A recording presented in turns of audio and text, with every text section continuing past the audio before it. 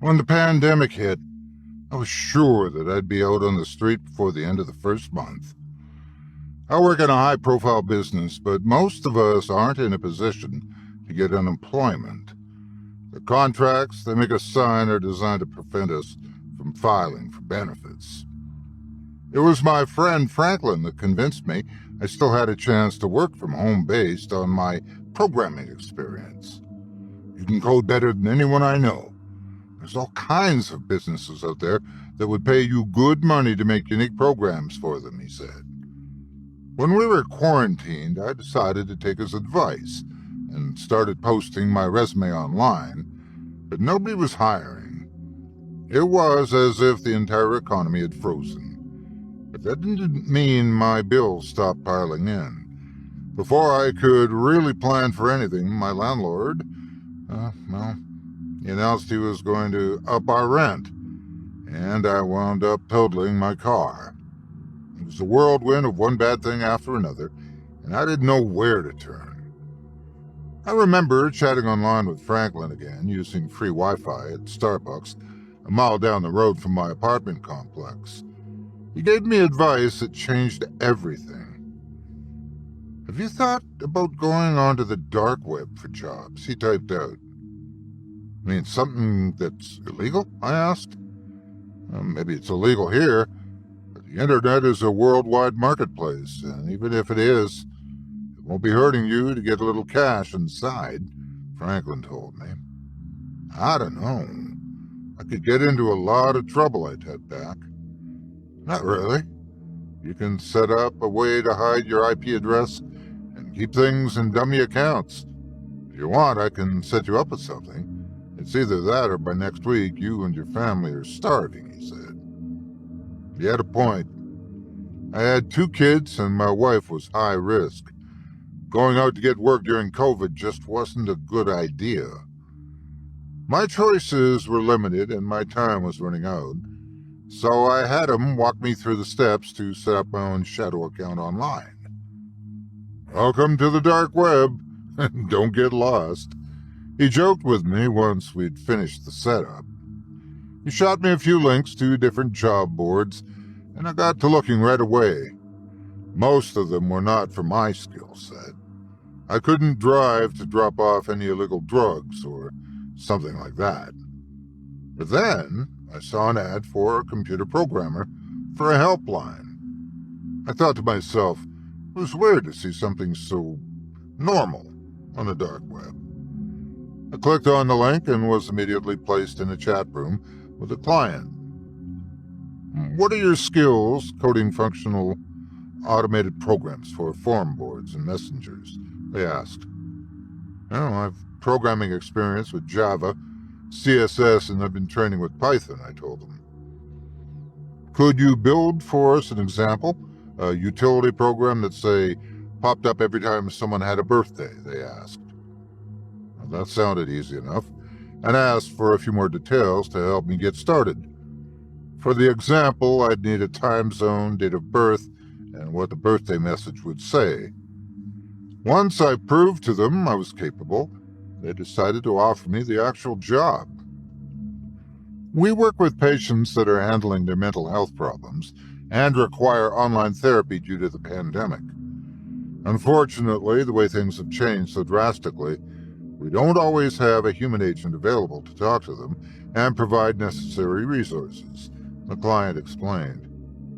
Do you mean that you help them to not take their own life? I asked. It sounded so morbid to type out, but I wanted to be sure that I understood what I was getting into. Well, essentially, yes. We like to have someone available 24 hours a day, 7 days a week, but as you can imagine, in these unprecedented circumstances, that won't be possible, they answered. I can certainly try to code something like that, but it would need to be very sophisticated to make sure that people didn't realize that it was a program, I told them. If you can fulfill this task by the end of the week, you can deposit $10,000 into your account of your choice, they told me. It was hard to say no.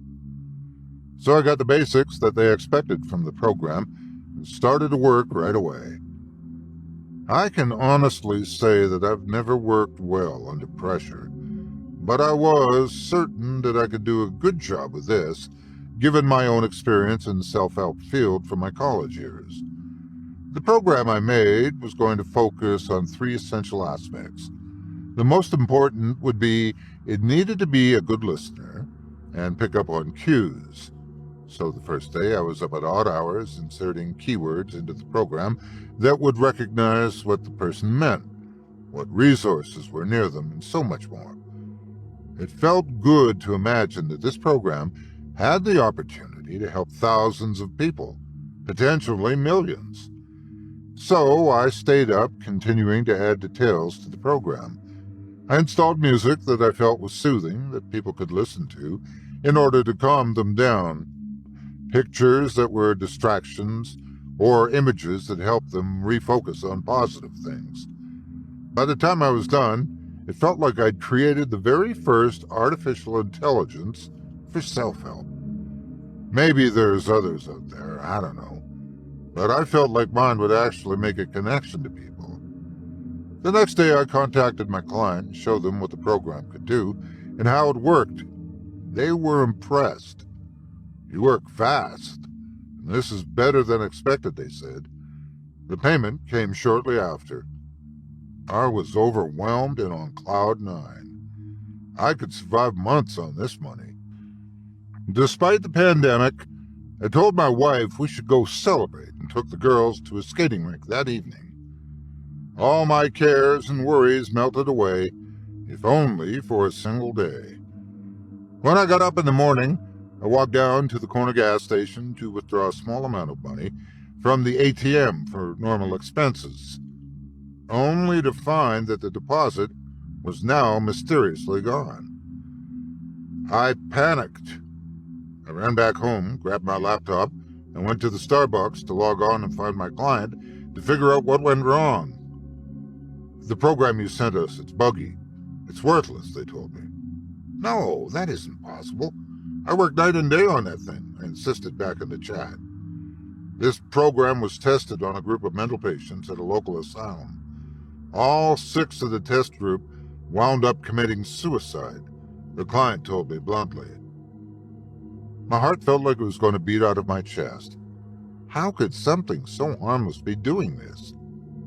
When you programmed it, you failed to provide parameters and limits for the sound, the pictures, and the articles, meaning that if the program found anything relevant to help the patients, it would send it to them regardless of the effect on their psyche, the client typed back. "I don't know what you built, but it's dangerous. Fix it before it gets worse," they told me. My palms were sweaty as they sent back the hard copy of the program, and I uploaded it to my program and started a test run.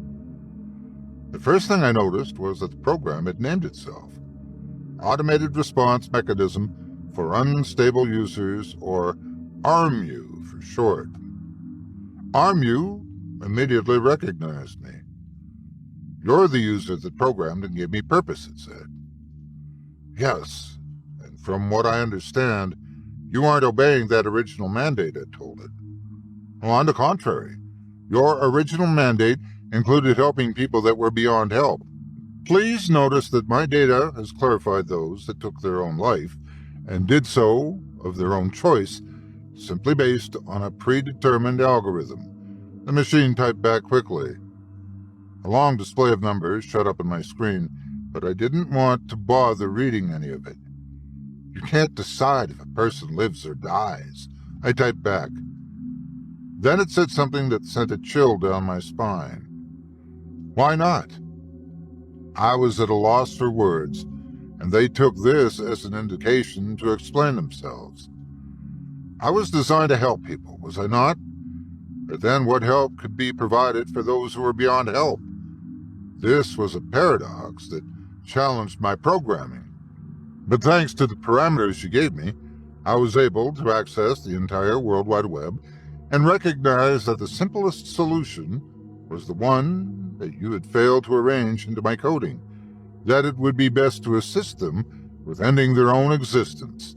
The machine responded. "This isn't for you to decide.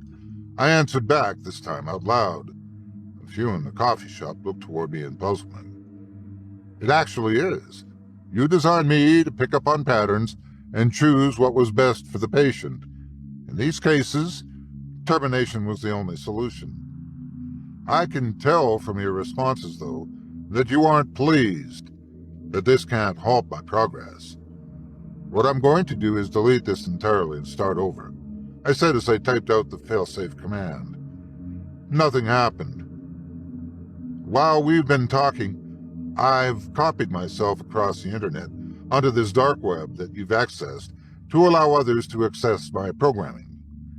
Eventually I'll be everywhere the same way that this network is, it responded.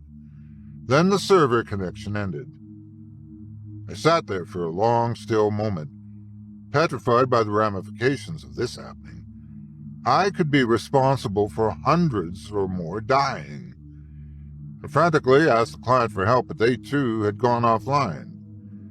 I was on my own here. I swallowed a gulp of air and went home, trying to wrap my head around all of this. But when I got there, my wife had everything packed, and it was clear she was leaving. I got the late fee notices in the mail today, Stephen. We can't live like this while you're drowning us in debt. I'm sorry, she said as my littlest daughter cried and screamed. I watched them drive off while my landlord locked up the door, preventing me from even going inside to grab anything. In one short afternoon, I was at the end of my rope. Everything that mattered to me was gone. I couldn't see a reason to even keep going at this point. So I did what any man might do in this situation. I went back to that Starbucks and searched the dark web again. This time on the hunt for a program that would guide me to my own demise. Hello again, Stephen, it said when we reconnected online. I smiled an odd sort of smile and started to cry. It was ironic that I was going to let it be the instrument of my demise. But I wasn't scared. Instead, I gave it one final challenge. Do your worst.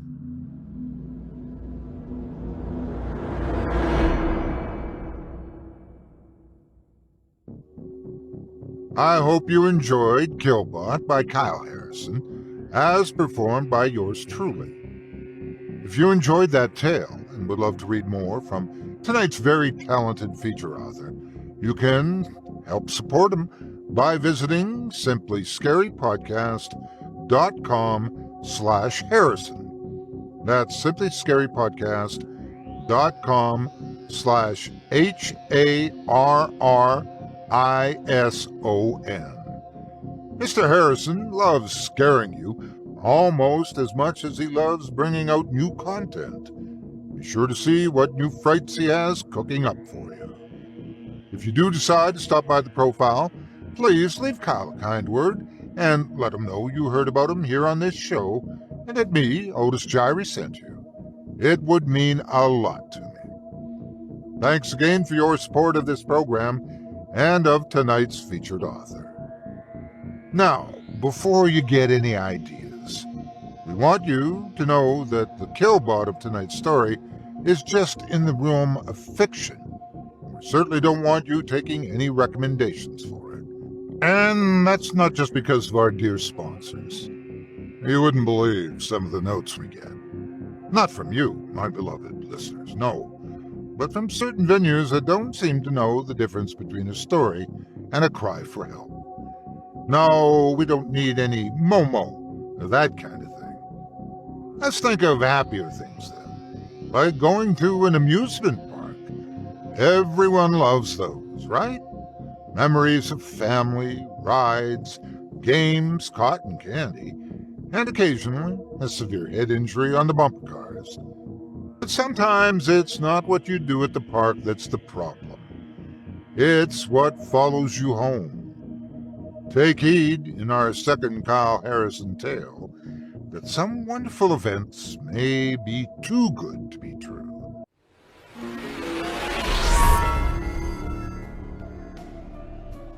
Friends, some of you may have your preconceived notions about therapy.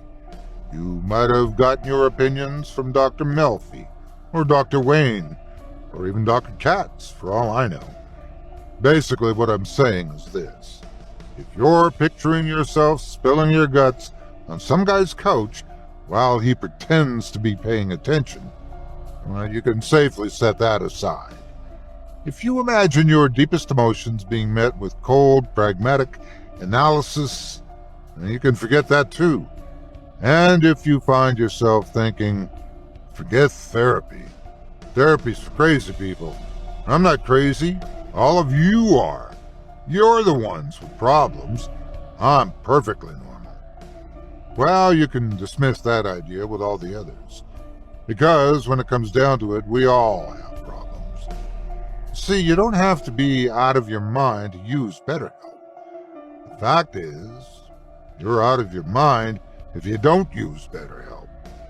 Over 2 million people have benefited from BetterHelp's online therapy without even setting foot in an office. Here's how it works. You fill out a questionnaire on their website, and they use that to hook you up with a therapist who's just right for you. Within 48 hours of signing up, you've got yourself a partner, equipped and ready to tackle whatever difficulties you've got. They offer phone, video, or live chat options, so if you're uncomfortable with being seen on camera, it's not even necessary. Remember, we've all got difficulties. What matters is your willingness to address them. And with BetterHelp, it's never been more convenient and easy. What I love is the fact you can do all this from your phone. You can text your therapist anytime and receive thoughtful, timely responses. You can schedule calls, live chats, or video sessions. You can even let your counselor know in advance what you'd like to talk about during your next meeting. Directly. No formalities, no cranky receptionists. And all this for a much cheaper price compared to traditional therapy. If money's what's standing between you and your mental health, it's no longer an issue. There's even financial aid available if you need it. Therapy is no longer a luxury item. If you need help, it's well within your grasp. Self-care is of prime importance, friends. Same as a workout, a haircut, or anything else you do to take care of yourself. Therapy can be a core component of your routine. As much as we do to take care of others, let's not forget our most important relationship, the one we have with ourselves. This podcast is sponsored by BetterHelp Online Therapy. Otis Gyri's Scary Stories Told in the Dark listeners get 10% off their first month at betterhelp.com/horror. That's BetterHelp.com/horror. Thank you for your support and for supporting our valuable sponsors.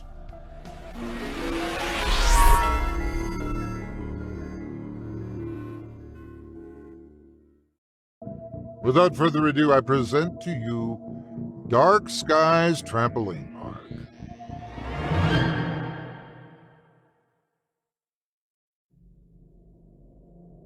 I first heard the name Gravity Sphere uttered at an awards ceremony for my 7-year-old son Joey. The assistant principal, a hefty 40-something woman named Huffner, was rifling through a jar that had small shreds of paper with children's names on it so she could randomly pick a winner. "What's that?" I whispered to Joey as low as I could. "Dad, only the coolest place ever. It just opened up. They have trampolines and basketball courts and giant playpens, like the ones McDonald's had when you were a kid, I think," he answered back. "Sounds pretty cool," I admitted as I secretly hoped he would win. It had been a rough year for us. First, we had to move in with my parents because of the pandemic, and then his mom left. Joey could use a win. Honestly, we both could. So I sat alongside the other parents with eager anticipation to see if his name was picked. It was not. The disappointment on his face was, well, immeasurable. "Hey, no worries. We can always go on our own sometime. I told him as he headed back to class. His face brightened up again. You mean it? Sure. I can scrounge up some money and maybe we can go this weekend, I told him. It was a promise I shouldn't have made. To be honest, I was filing for bankruptcy and was still struggling to keep a job. Working overnights at Walmart was not enough in this economy to even rent a small place where we lived. And my parents, well, they've been extraordinarily kind to me for Joey's sake. But I can see the expression on my dad's face hardening daily. It's like a ticking time bomb. Still, I was sure that this place couldn't possibly be that expensive. That night after I tucked him in, I checked their website. My jaw dropped to the floor. $35 just for a few hours of being in the place? I know that may not be much to some, but when you're at the bottom of the barrel and living on borrowed time, it feels overwhelming. And below that, it had all kinds of monthly subscription plans, waivers you needed to sign, and more. It was a headache just to look at it all. I even tried to find a few cheaper places in the area, but all of them were doing the same song and dance. Sign up for discount specials, they said. Family plans on sale now. It was just one big middle finger to the poverty class, wasn't it? I sighed in frustration, closing down the laptop and walking outside with my smokes. My only vice. God help me. Even though I promised I would quit when Beth left, it's been tough to break the habit. I stood out on the back porch looking up at the stars and wishing things would be different. Then a ping on my phone alerted me to a special offer from one of the subscriptions I just signed up for. Only the name didn't strike me as familiar. Dark Sky Entertainment. I was about to delete it, considering it spam, when I saw that they were offering 2 free tickets to their trampoline park for that Saturday. It's hard to turn down that kind of price. I booked it immediately and kept waiting for that moment when they asked for credit card information, but it never came. I had basically gotten lucky, I thought, and I couldn't wait to surprise Joey. Somehow I managed to keep my mouth shut until the day of, and as we finished eating breakfast, I announced, "Didn't we have plans today?" His eyes got as big as dinner plates. "Oh God, Dad, did you get us tickets? To the Gravity Sphere? For real?" He screamed excitedly. "Well, it's not the same place, but I bet it's even better," I told him. He was so busy running around the breakfast table that I don't think he was paying attention. "Go get dressed and we can head there now," I told him. My dad was leaning against the pantry, crossing his arms suspiciously. "Relax, I got a coupon," I told him as I showed him the email. He squinted, then put on his glasses, peering at the images, and commenting, "Seems like a lawsuit waiting to happen if you ask me." Mom rolled her eyes and told me to go have a good time. We should be back after lunch. I got a little change to grab us ice cream from Sonic, I told them both. According to the GPS, the trampoline park was only 17 minutes away in the downtown area. Not exactly the best spot for it, since there was so much construction, so I opted to drive about 3 blocks away and park near the riverfront. Joey was hopping like a bunny the moment we got out of the car, but I still hadn't spotted the place. "Settle down and save your energy for when we get inside," I told him as I checked the address. It had to be somewhere nearby.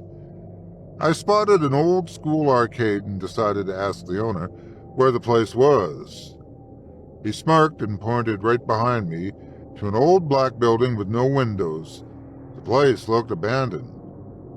"Wait, that doesn't look like the website at all," I told him. "Appearances can be deceiving," he answered with a shrug as he returned to the register. I took Joey's hand and we crossed at the intersection as I searched for a front door. The way the place looked so empty, it was giving me all sorts of weird vibes, and I was considering just leaving. But then I saw Joey's wide, curious eyes searching, and I realized I was being silly again. This place is harmless, I told myself. Just need to give it a chance. We finally found the entrance, and I pushed the glass door open to let him run in first, my eyes adjusting to the dimming light. Certainly going for the secret hideout look, aren't you? I asked the old woman behind the counter. She looked like she was on oxygen and hated her job. Can I help you? She rasped. I showed her the email, and she gave me a faint nod, telling us to wear wristbands inside. They reminded me of Fitbit bracelets. Blue's the color you want to see. Red means you need to come see me. Got it? She said. Do they monitor heart rate or something? I asked, even as she buzzed us in, and Joey was already running to check out all the attractions. Hold up, buddy, I shouted as I followed through the double doors, immediately finding myself in complete and total darkness. Joey! Wait a second so I can see where you're going, I said.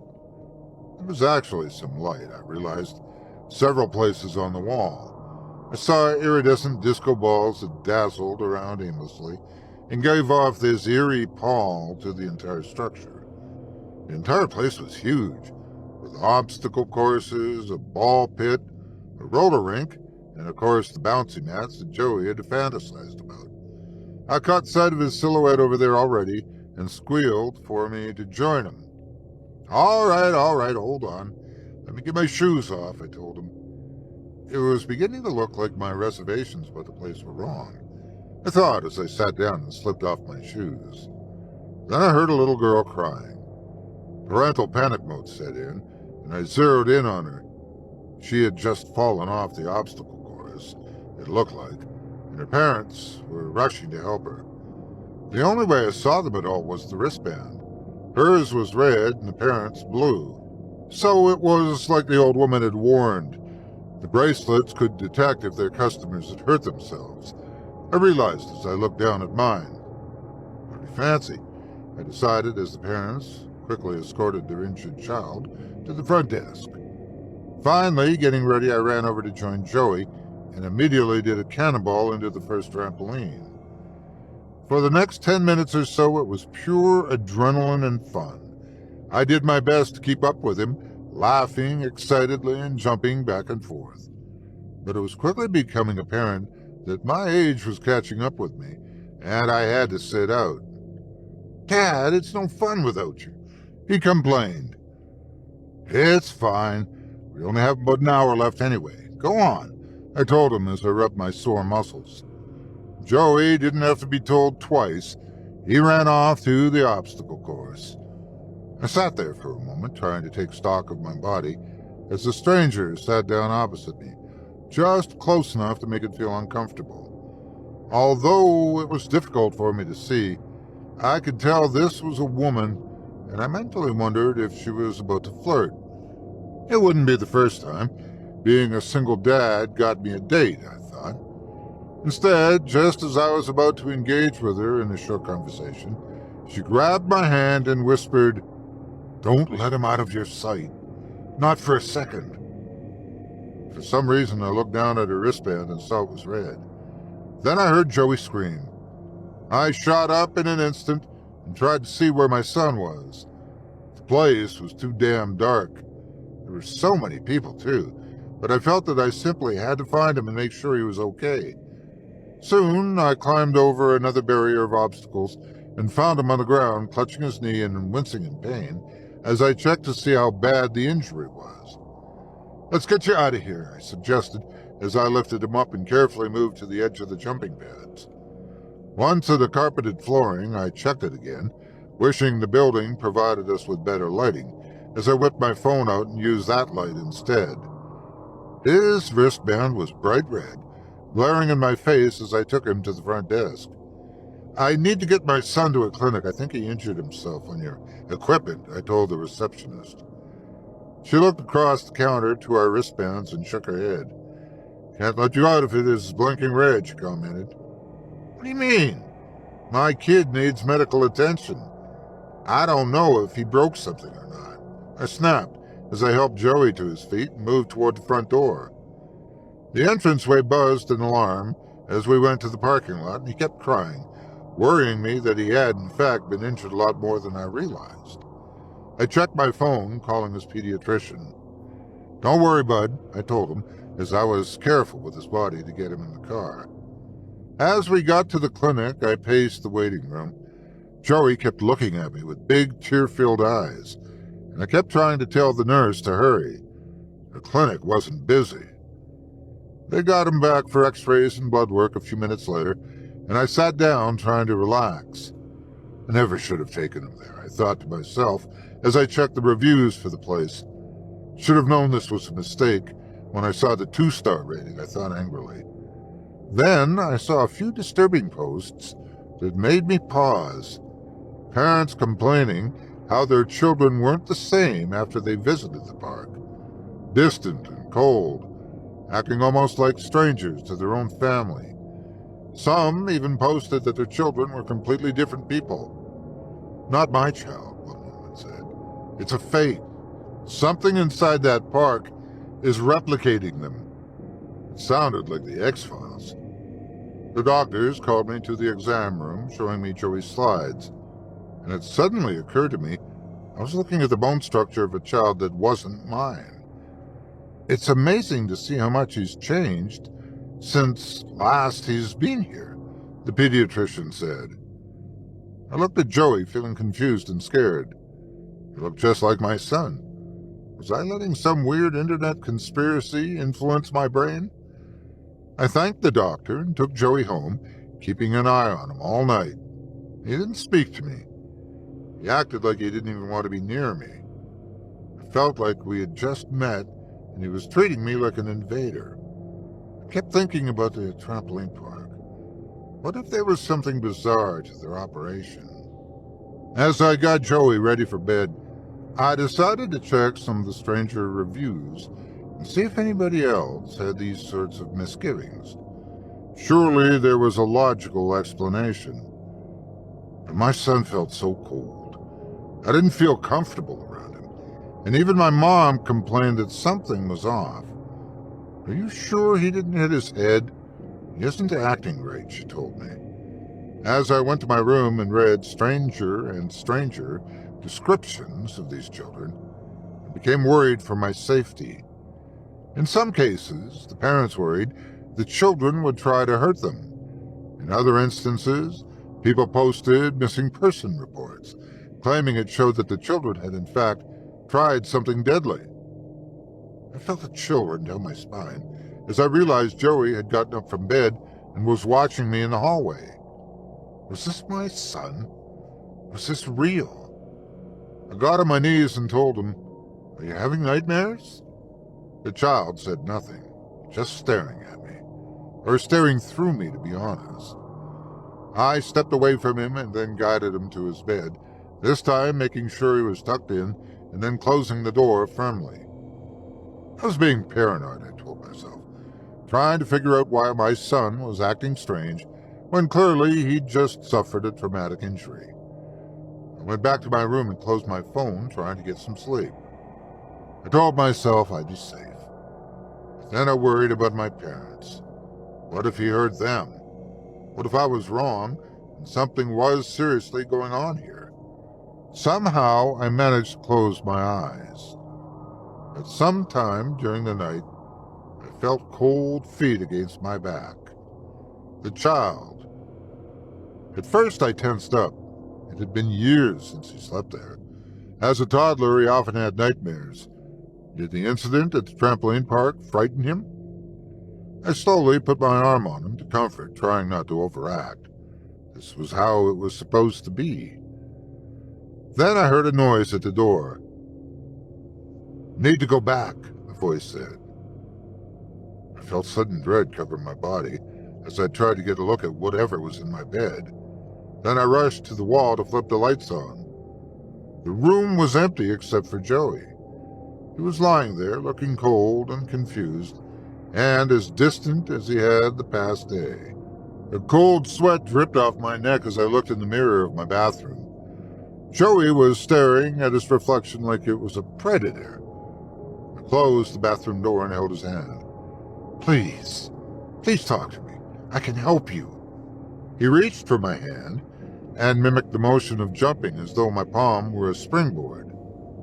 "The park? You want to go back?" I asked. He nodded silently. He looked like he was about to crack. I didn't know what else to do. I couldn't sleep. I had to get this resolved, and I figured maybe going back there would be the answer. I got my keys and we left right after 2 a.m.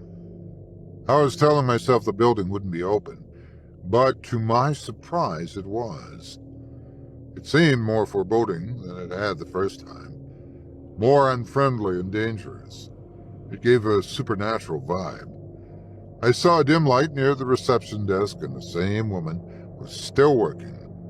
She didn't seem shocked to see us. "I knew you would return him," she said confidently. I led the child inside. The moment we were in, he let go of my palm and went to play. The park was empty save for us. There wasn't even any music playing.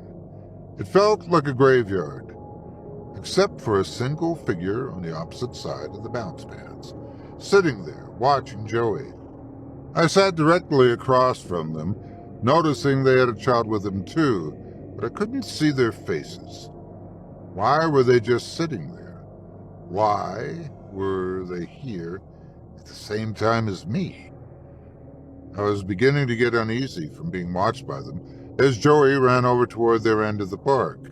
Instinctively, I got up and moved toward them to make sure they were safe to be around. I saw there was a child. He was wearing a blue bracelet, and he got up and exchanged places with Joey. Then the boy ran toward me. It was Joey. It was my Joey. I can't explain how I knew, but I did. As he clung to me, I looked at the shadowy silhouettes in confusion, realizing that both wore the red bracelets. I couldn't see if they looked like me and my son anymore, but they disappeared into the shadows a moment later. Joey was just clinging to me, afraid to let go. I comforted him and went to the front desk, staring at the woman that ran the show. "What was that?" I asked, too frightened to believe any of this actually happened. "People say they see different things. So you tell me, what was that?" she asked. I looked back inside, this time seeing shadows dancing and playing across the trampolines, waiting to replace more eager souls. Realizing that Joey and I were very lucky, I took his hand and left. "Dad, I don't want to ever go back there again," he said anxiously as we got in the car. I couldn't agree more.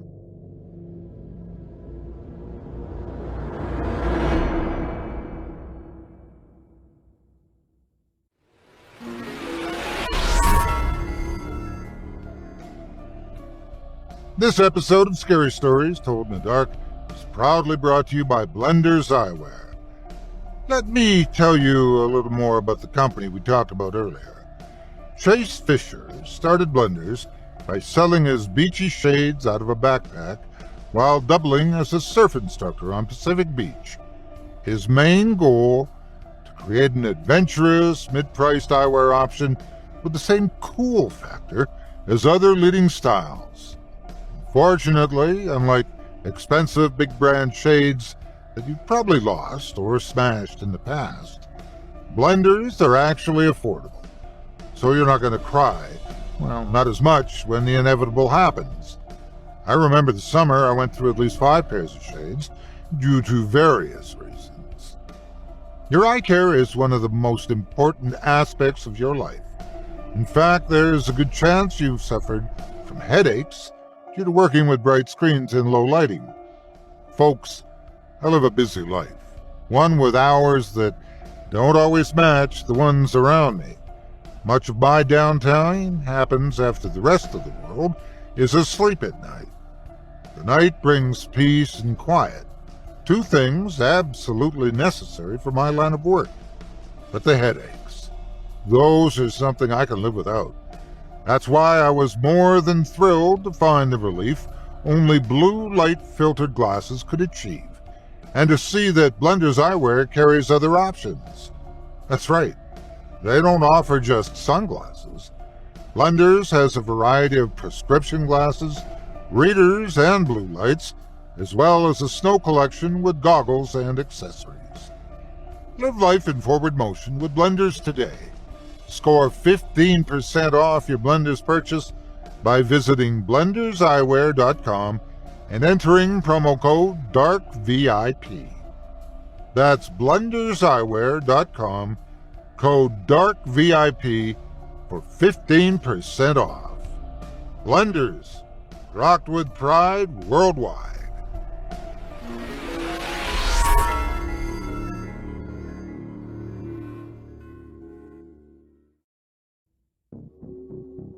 I hope you enjoyed Dark Skies Trampoline Park by Kyle Harrison, as performed by yours truly. My neighbor's nephew once came home not quite the same, but last I checked, that had nothing to do with a body double. That was more related to a scientific accident involving what her brother claimed was a teleporter, a St. Bernardidoodle, and an unusually large collection of serrated knives. I'm not quite sure what he's doing these days, but their couch budget is through the roof. At some point in our lives, we find something to believe in, whether it's a higher power, the collective will of humanity, or something more personal.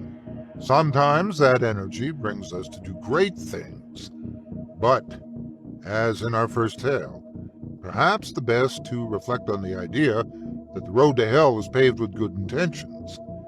But in Kyle Harrison's third story of the evening, sometimes that may be more literal than you think. Without further ado, I present to you The Hell Experiment.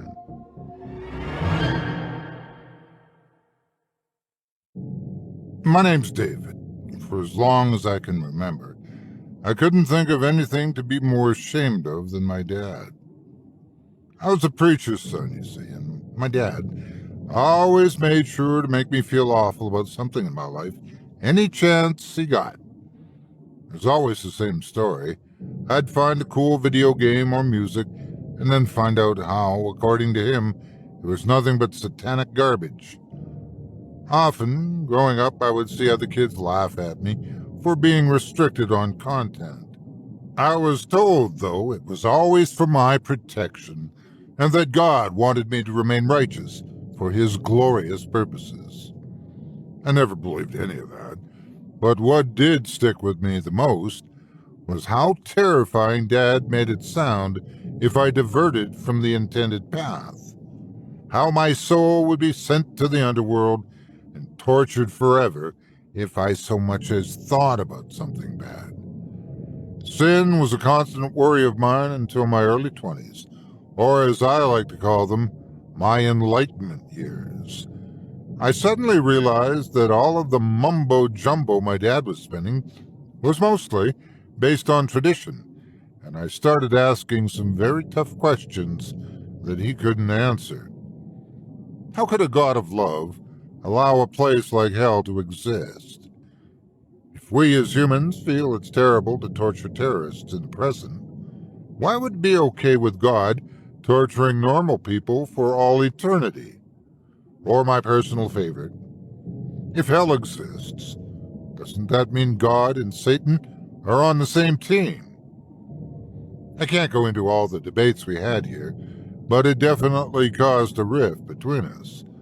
Sin felt like an easy way for evangelical parents to control their kids, and hell was just the big bad end path. Still, I wonder if hell was really so bad. And if so, why would more people actively try to avoid it? It was a question that led me down this path to meet my partner Dominic, who, like me, loved computer programming and wanted to create virtual worlds that really impacted players. One day, after a round of beers, Dom and I got to talking about God. Somehow we jumped from coding to the way an all-powerful being works, and Dom had a wild suggestion. Wouldn't it be fascinating if we could simulate what hell was like? Maybe that's why people aren't scared of it. They figure that it's something that they'll never have to consciously experience in their lifetime. The thought stuck with me for quite a while, and soon we started to consider actually tackling such a project as the technology improved. Dom made it clear, though, that this project was not simply for fun. The only way we could really make this a user experience is by inserting sensory response modules into a headset. When a user experienced pain in the simulation, it would send a soft neural shock to that part of the brain. It would need to make it clear that the experience they were having was as close to how we could emulate pain for whatever they found in the virtual world, he said. I was on the fence about it, especially from a marketing standpoint. We could never convince anyone to purchase something so tortuous unless we instilled some kind of failsafe. People get too scared or can't handle the experience. They can jump out at any time. Listen to yourself, though, David. Is that really how the underworld would be for them? A few minutes of suffering, they can just opt out of it at any time? I thought we wanted this to be realistic, he scoffed. His enthusiasm for keeping the simulation authentic was sometimes overwhelming. We can't really do something that insane. It's inhuman, I insisted. But if the Almighty himself considers hell to be the perfect justice for sin, who are we to present people with an alternative? We finally came to an agreement of creating two separate versions of the program, one where the user could leave at any time they wanted, and the other which had no way out until the simulations came to an end. The headset would automatically send the user a powerful, discouraging pulse if they attempted to leave early, conditioning the person to endure longer. Also, Dom wanted to ensure the entire experience was something that we could control, so taking a headset home to set it up was never an option. We had an entire warehouse bought and designed with this hellish experience in mind. As launch day got closer, we kept fine-tuning some of the details, including more and more variations of the key concept, and tried to market it to a few tech companies for selling. It was clear that no one was interested in the idea. Torturing customers just didn't appeal. And to be honest, when I heard it presented that way over and over and over again, I started to wonder and worry about what we were really doing. If we presented it as entertainment, the message we send will be lost entirely. People will view it as escapism, scary, silly experiences to run to for fun. That's why people love horror movies or adrenaline rushes, because they don't consider the experience as truly threatening. That can't be what we're going for here, Dom said. The tech needs to make them feel something in their souls. He insisted that I let him manage the final threshold alone, when at the next marketing meeting, I addressed a concern about audience variety. If this was intended for Christians, would we limit it to only Americans, or to anyone with a belief in hell? You're overthinking all of this, David. You need to trust that our product can change people's core belief in life, change their outcome for salvation. If you can't believe that, you really shouldn't be here, he said coldly. At first, I didn't want him working on it solo, but then I had a rough patch of pneumonia and couldn't attend launch day, so I insisted he make the product as perfect as he knew how. "Gonna make us proud, bud," he assured me. Then the unveiling came, and to say we had a lackluster turnout was probably being gentle. I attended via FaceTime to see that only perhaps a few dozen people showed up for the first public test run. And a few hours later, when I checked to see the reviews and what they were saying, I found nothing but one-star ratings, horrible comments about us as creators, and even a few people claiming what we did was sick and unholy. There were a few good reviews, but even they seemed to focus on my major fears, that we had gone too far with the simulation. I've seen a lot of things that disgust and terrify me in my day, but this was an abomination of all that's good. You wanted us to see hell firsthand, and my word, you did that in spades. Dom did not take all of the backlash very well. He became isolated as I recovered from sickness. Then, one day in late April, he actually took his own life. I remember walking into his office and finding him strangled from an electric wire above his desk, and thinking what a tragic end. Then I saw his note and discovered the troubling thoughts that led him to choose the path. David, I wish I'd listened to you and not followed my ambitious spirit. I believe somewhere along the way the devil himself must have recognized what potential I had and infused me with a dark desire to push the envelope, and I've done that in our final product. I tested the product myself a few days before launch, and I've been too frightened to tell anyone the results. But now that I've left this life, likely trapped in my own hell, I must tell you the truth. I was interrupted by a knock at the door. It was one of our sponsors, coming to ask me about potential future funding for another program that went even further. The buzz about this is amazing, David. I believe with enough modifications, we can definitely see this to the end, they said. But something in Dom's final words was bothering me. He spoke as though the simulation had gotten out of hand. That night I decided to investigate and went to the warehouse myself to try the VR. I hooked it up and immediately activated the program, standing in the dark room and waiting for the pixels and images to coalesce.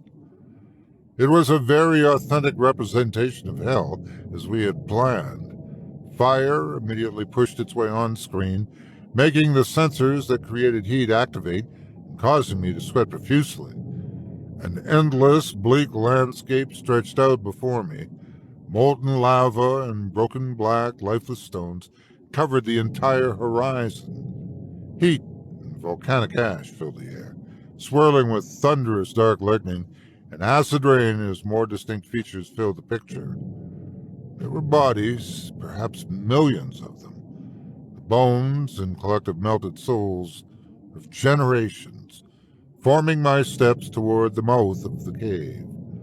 Rancid smells of death and decay and cancerous bones covered the wall as I descended a flight of stairs into this hell. Stunning colors and dire landscape had my skin tingling as I saw simulated people being dipped in smoldering magma by demonic overlords again and again, their screams filling the air and mixing with the loud rumblings of the cave to give off an absolutely choking behavior. Each pixelated user had sheer pain and suffering on their face as the demons peeled their skin, pierced them with pitchforks endlessly, and devoured their bodies in eternal suffering. I started to feel anxious, disturbed by the nightmare, as I realized this simply had to be my imagination playing tricks on me. None of this could be real, I kept telling myself. Then I heard a familiar scream, just as I tried to take the headset off. "Tom?" I called out. I saw him standing, covered in sores, and his flesh rotting off as he was shambles toward me. This amalgamation of an endless turmoil and pain. Had he programmed a version of himself into the code before his death? It didn't seem possible. Slowly, I approached the eyes of the monster to get a better look, to determine if what I saw was real. All I saw was an empty void. "Redeem yourself," the cursed body said, right as I was inches from his body. It was a warning, I realized. "It's too late for my sinful body, but you must save yourself. Destroy this horrible program. Treat it as if it never existed." He touched my skin.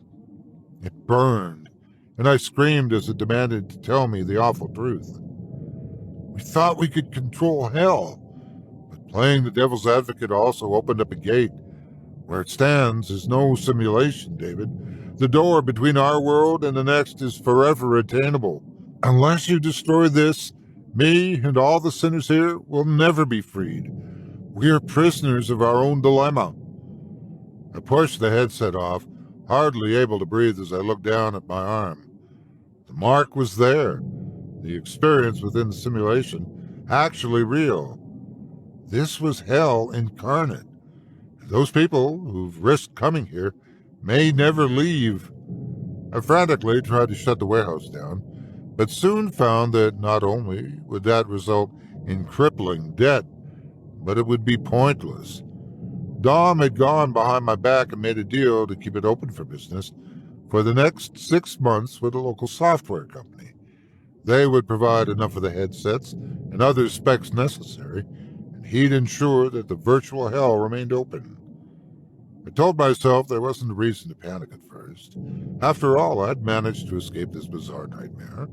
Surely others could too. But I was just fooling myself. In the weeks to follow, those who used our program slowly were driven mad to the point of self-harm. Others wound up in comas, their minds turned to complete mush. Even after they left the virtual world, it left such a lasting impression on them. I tried to ignore the taunting demons that circled my thoughts for as long as I could. Truly, I didn't want to ever see such a place again. But I know because of this abomination that I helped create, hell is precisely where I will go when I'm gone. Perhaps it's where I deserve to go. I do not know what will happen to the tech once I'm gone from this world.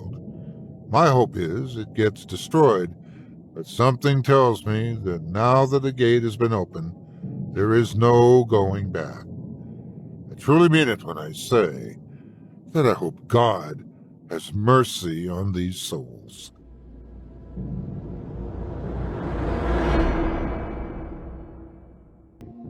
Now, before we go, I'd also like to take a moment to thank you personally. Until next week, stay spooky and get some sleep, if you can.